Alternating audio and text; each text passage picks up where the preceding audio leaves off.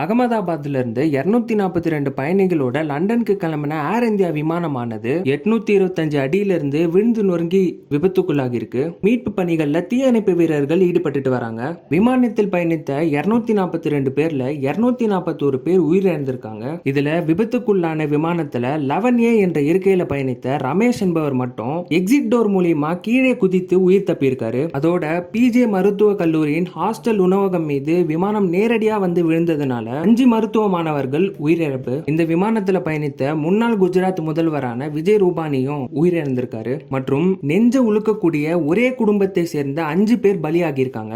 லண்டன்ல செட்டில் ஆக முடிவு பண்ணி 3 குழந்தைகளோட பயணித்த சாப்ட்வேர் இன்ஜினியர் பெண் டாக்டர் தம்பதிக்கு நேர்ந்த துயரம். இந்த விபத்துக்கு ஏர் இந்தியா போயிங் விமானத்துல 2 இன்ஜின்லையும் பறவைகள் மோதியது விபத்திற்கு காரணமாக இருக்கலாம்னு சொல்லப்படுது. தொடர்ந்து டாடா குரூப் பாதிக்கப்பட்ட ஒவ்வொரு குடும்பங்களுக்கும் 1 கோடி ரூபாய் கொடுக்கறதா சொல்லியிருக்காங்க. இந்த துயரமான செய்தியை கேட்டு உங்க மனசுல என்ன தோணுதோ அதை கமெண்ட் செக்ஷன்ல சொல்லுங்க. மேலும் சட்டம் தொடர்பான செய்திகளை தெரிஞ்சுக்க நம்ம சேனலை சப்ஸ்கிரைப் பண்ணுங்க.